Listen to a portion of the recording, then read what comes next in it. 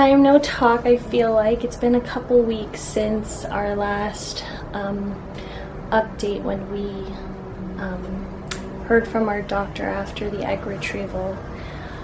So that was the end of our first IVF cycle, and we had our consultation with our doctor last week to talk about what happened and what the next steps are and if we want to go forward. And you know, it was really emotional and of course pretty devastating because, you know, took a lot of time. It took like 2 years just to get to that point, and you know, we've come to be really grateful to have that opportunity, and to, even though this cycle had failed, we're really grateful that we got that far and we got the information that we did. And after speaking with our doctor, we have decided that we are going to try again. Our first cycle we did the Antagonist protocol, and this time we will be doing the flare protocol. And how he explained is that I will be adding the medication Lupron, which basically he said tells the brain to send out more messages to produce more hormones on top of the hormone injections. So he said that the pregnancy rates are very comparable to the Antagonist. However, the Antagonist is the more preferred method, but he said that the flare protocol was also as successful as far as pregnancy rates go. So I think why I took so long to do this update is because we were so busy after the retrieval, and after we found out the news, that I didn't really have time to process. You know, my mom came in, we had a lot of plans, and we were just kind of busy with, you know, spending time with family and friends, which is good, which is what I think I needed, and talking it out with my friends and family. But I also didn't really get a chance to just like sit and really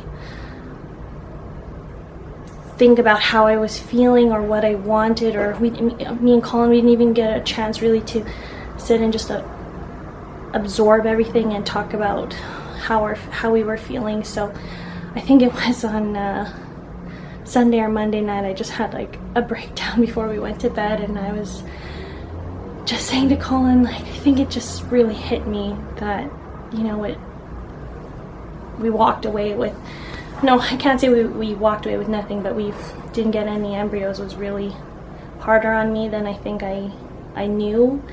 And when I actually had the chance to just like sit down and really reflect, I think it was weighing on me a lot more than I really thought. But you know, after I've had some time to digest everything and having a chance to talk with the doctor and what our options are, I think I feel a lot better and a lot more confident to move on to a second cycle.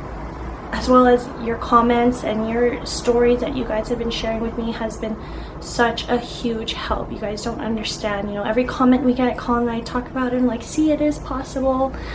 And you know, all these people are rooting for us, which is so awesome, and just makes us feel that much more confident and hopeful that it can happen for us too. So one of the things that I asked in our consultation was, you know, is my egg quality an issue? Or like, do I have poor egg quality? And he said because we got such a low sample of only 4 eggs, he couldn't really say. So he definitely is pro going again, you know, but he's just hoping that we can get all the eggs to grow at the same time this time, so we can collect as many eggs as possible, of course. So, you know, he doesn't really know if egg quality is an issue yet, but I'm taking the CoQ10 ubiquinol, 300 milligrams a day, and we'll be starting our next cycle either in 2 or 3 months or so, or 1 or 2 months, I guess. So my first cycle, or my first period, which is actually just started yesterday, either the 2nd or 3rd after this period. So he's put me on Marvelon birth control pill. I was on Alicina, which was a milder birth control pill, but now I am on Marvelon because they did find that one polyp, which I have a hysteroscopy for next week which they found in my ultrasound. So the hysteroscopy will be a more accurate picture of what the polyp looks like, and hopefully they can just scratch it off with the camera and the hysteroscopy.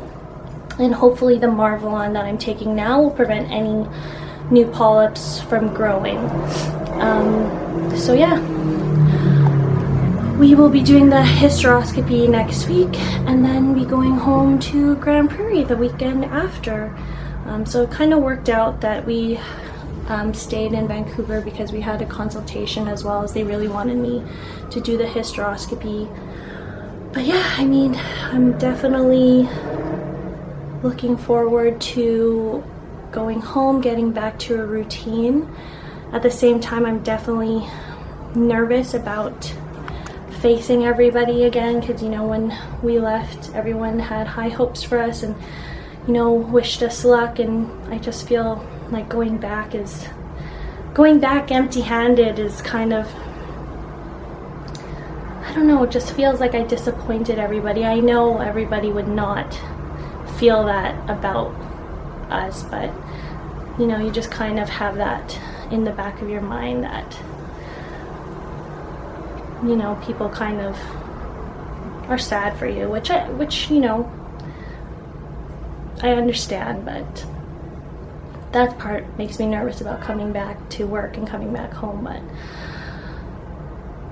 I know everyone is really supportive, and, you know, they don't wish anything but the best for us. But yeah, so we're hoping either end of July or end of August for us to try again.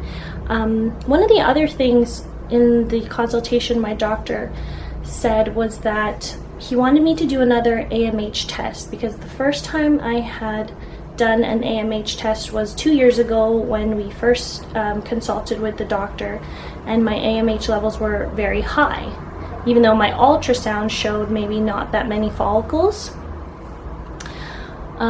So I did my AMH test after the consultation last Wednesday. I just sent him an email today to ask what the update was, and I don't think I heard back from him yet. No.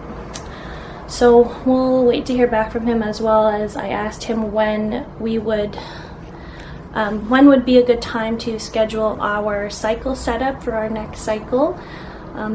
I also we have to work things out with our employers and, you know, accommodations again to come back. But yeah, so I am ready for the second cycle. Colin is really ready. I think he's actually more pumped for this new cycle than he was for the first, because he didn't really know what to expect for the first one. But I think now that he kind of knows what to expect, he's a lot more excited for this second one, which of course I'm really excited, but I'm also a lot more nervous because now I know the pain, not the physical pain, but like the emotional pain that is at risk. But I know that that's just something that, you know, that comes with the package and comes with the territory, and you just have to stay strong and surround yourself with positive vibes and, you know, your friends and your family and who support you. And I think that's like a really big part of getting through it. But yeah, I just wanted to let you guys know that this is not the end for us, and that we're going to keep going and we're going to try again.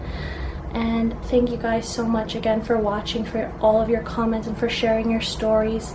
And hope you guys can follow on our journey and subscribe if you haven't, and leave lots more comments and lots more likes. Thanks again, guys. No, no, no.